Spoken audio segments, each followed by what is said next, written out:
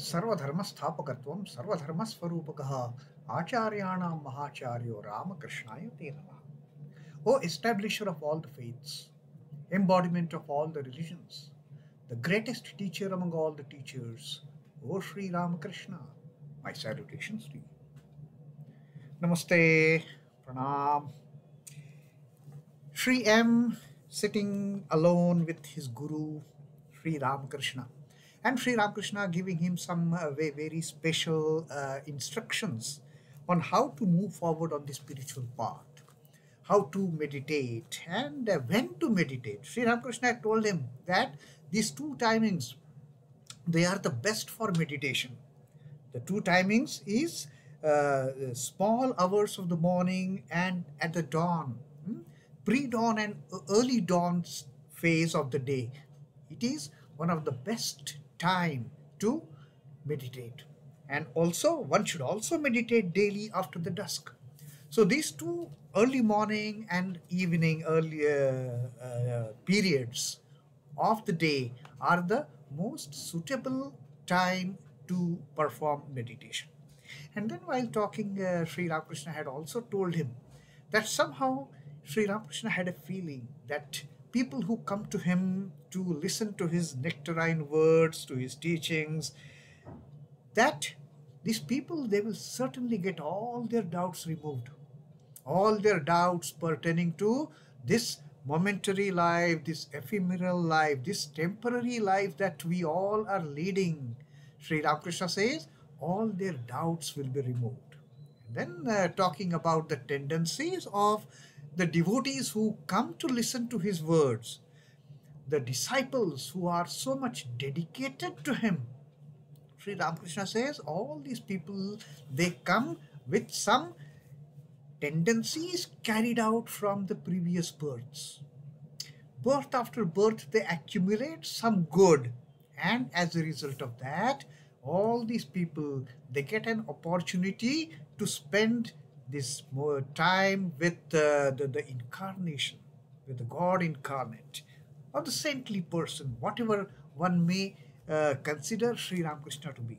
Those who consider him as incarnate, they will consider him as incarnation. Those who consider, oh, Sri Ramakrishna is a Paramahansa, he is a saintly figure, he is a great saint, let them consider him as a great saint and partake of those nectarine teachings of his and proceed further on the path of spirituality. And then Sri Ramakrishna also spoke about one of his beloved disciples, Adhar. He says that Adhar must have good tendencies. He must have carried those tendencies from all the previous births, that he is so much devoted to me, he is so much dedicated to me, he is so much sincere to me. So this is the opinion that Sri Ramakrishna is carrying for his devotees and his disciples. And incidentally, it so happens, whether it is a coincidence or it was a predestined thing to happen, Sri Ramakrishna on July 21st, 1883 is on the way to go to Adhar's home. Sri Ramakrishna in between also on 14th July, he had spent a time with Adhar at his home. Adhar has had organized a musical festival. He has invited one great singer. He has invited a very famous singer by name Raj Narayan. And Raj Narayan had entertained the crowd of the devotees with Sri Ramakrishna sitting with them. And he had sung the songs of Ma Kali, and Sri Ramakrishna had also joined in that singing. So that was on July 14th, 1883, and again on July 21st, 1 week after that, Sri Ramakrishna was on his way to Adhar. Now, see how the destiny plays role. When Sri Ramakrishna had spoken to Sri M about Adhar that day, that he must have carried good tendencies. He must have carried good tendencies from the previous birth. Now, M was a person who had exposure towards modern education. He was a person who was not free to believe in the previous tendencies, in the birth and rebirth. You know, as the educational system in India had started changing under the British regime, youngsters, they had started doubting all those traditional beliefs and faiths, that incarnation, rebirth. The youngsters, they had started doubting all these basic beliefs and faiths of the Hindu system, Hindu traditions.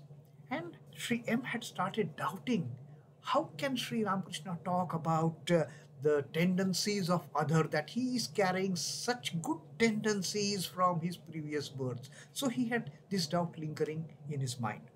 Now, Sri Ramakrishna was on his way to Calcutta to go to others' place, and M was coming in the opposite direction. M was coming on foot with four mangoes in his hand. And the moment Sri Ramakrishna is sitting in carriage saw Sri M coming, he stopped the carriage. The carriage stopped, and M saluted the master. Sri Ramakrishna was going to visit some of his devotees in Calcutta. Now Sri Ramakrishna told M, "Come with us. We are going to others' house." This was the news to Sri M. Sri M never thought Sri Ramakrishna is on his way to go to others' house. And M joyfully got in the carriage. Oh, what a great moment. I'm going to spend some more time with Sri Ramakrishna and other devotees, and Sri Ramakrishna would be definitely imparting some of the spiritual instructions to all those beloved disciples and devotees. M got joyfully into the carriage. Having received an English education, he did not believe in the tendencies inherited from the previous births. And this was actually the doubt he was carrying in his mind after Sri Ramakrishna had spoken about others' good tendencies, that other has started coming to Sri Ramakrishna and he has become his disciple. With this doubt, Sri M was actually coming to Sri Ramakrishna on that day to clarify his doubt. What you are talking about, tendencies from previous births, I don't believe in that. Can you please explain to me how this happens?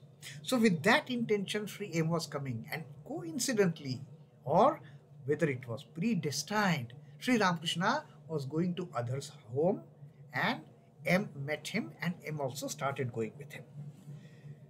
But he had admitted a few days before that it was on account of others' good tendencies from the past births that he showed such great devotion to the master. That's what Sri Ramakrishna had told Sri M. Later on, he had thought about this subject. Sri M had thought about this subject and had discovered that he was not yet completely convinced about these inherited tendencies. Sri M was not convinced, and Sri M was coming to Sri Ramakrishna to get clarification on this doubt. He had come to Dakshineshwar that day to discuss this matter with Sri Ramakrishna. What a coincidence!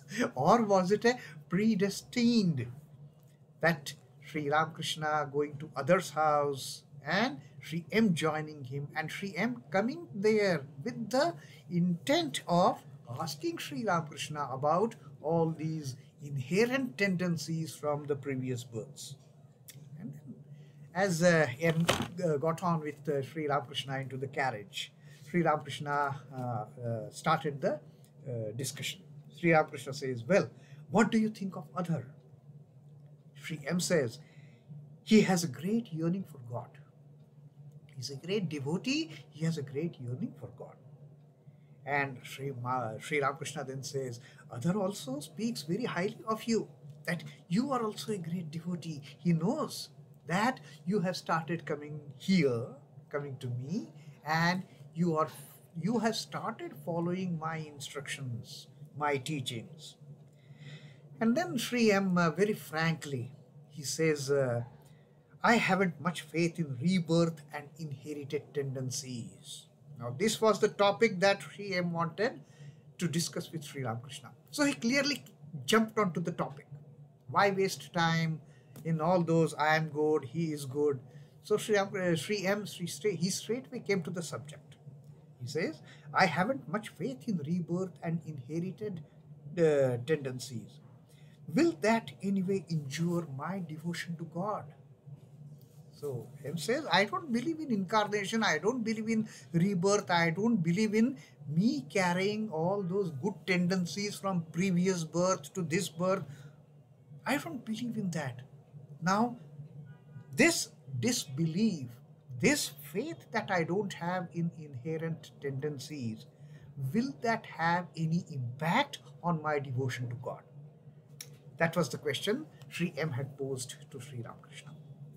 Now Sri Ramakrishna is clearing all the doubts. Sri Ramakrishna says, it is enough to believe that all is possible in God's creation. Just have that simple faith. All is possible in God's creation. Don't have any doubts. Never allow the thought to cross your mind that your idea are only true and that those of others are false. You have no belief in tendencies? Fine. Stick to that.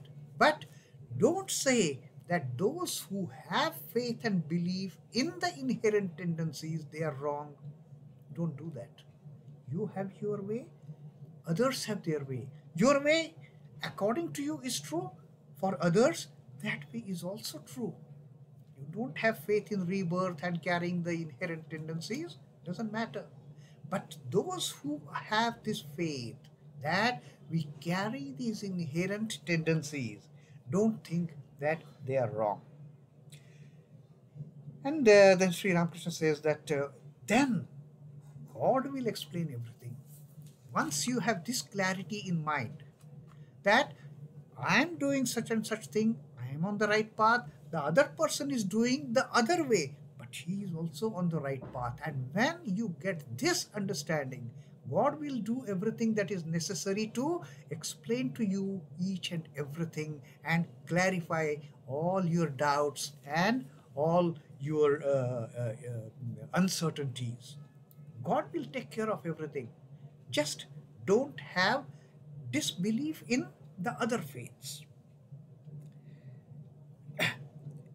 Then Sri Ramakrishna finally says, what can a man understand of God's activities? That he had told us earlier also. Can a man understand God's ways? No way.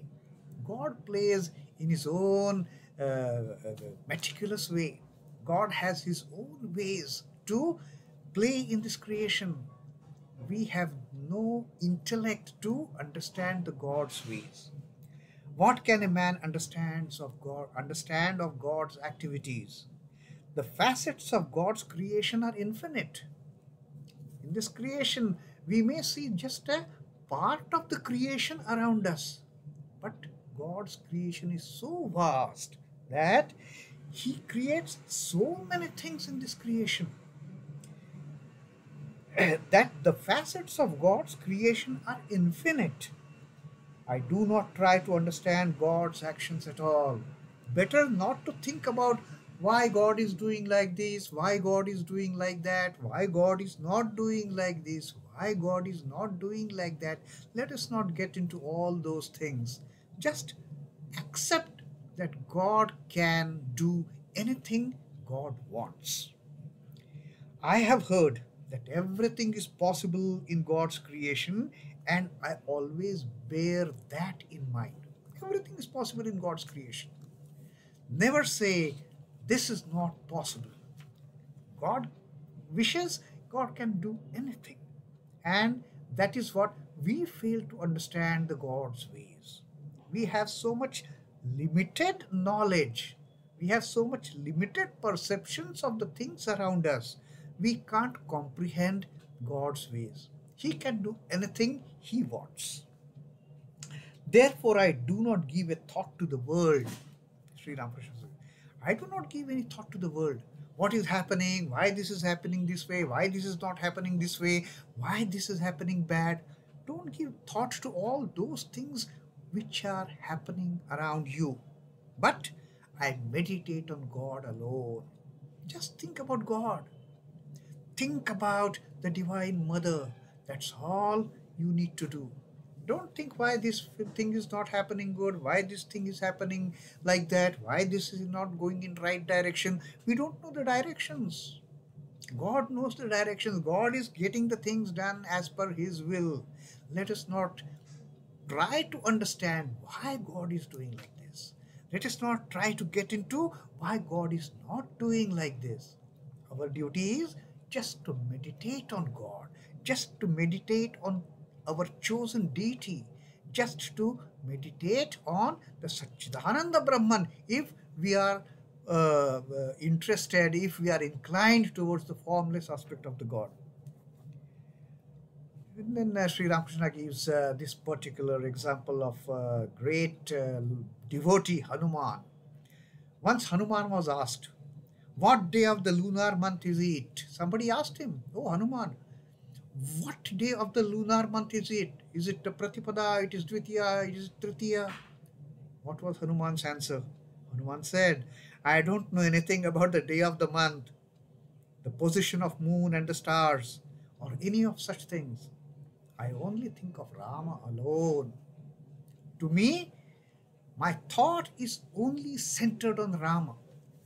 I don't want to know which day is this, what is the position of moon, what is the position of stars, which nakshatra is going to be there in ascendance. I'm not at all interested in any of these. Which day is this, which date is this. I have no concern for this. All my concern is the lotus feet of the Lord. All my thoughts are only on my Lord Rama. That's all I know. I know Rama is my God. I am Rama's servant. I am Rama's devotee. I am Rama's child." Can one understand the work of God? He is so near, still it is not possible for us to know Him. The nearest of the near thing in this entire infinite creation, vast creation, the nearest thing is God sitting here in our heart, and we don't even know that God sits there. We don't even try to find which is the nearest, most nearest thing in this creation for us. Balram did not realize Krishna was God. Balram, the brother of Krishna, he never worried to know that my brother Krishna is God or what. Never. My is my Krishna. That's it. That was his only thought about Krishna. He is my kid brother. He's my younger brother. He's my beloved brother. Balaram never bothered to know whether Krishna was God, whether he was incarnate, whether he was all in all. For Balaram, Krishna was just his little brother, most beloved and so loving brother. So that was what Sri Ramakrishna has taught us, and through M, that just focus on God. Don't try to think. Don't try to think about the world. Don't try to think, oh, am I carrying these tendencies from my previous births? Am I going to carry these tendencies in the future? But forget about all those things. Just do good, be devoted, and meditate upon the God alone. That is our duty. Om Namah Shri Bhagavate Ramakrishnaaya. Sri Ramakrishna Arpanamastu. Jai Thakur, Jai Ma, Jai Swami.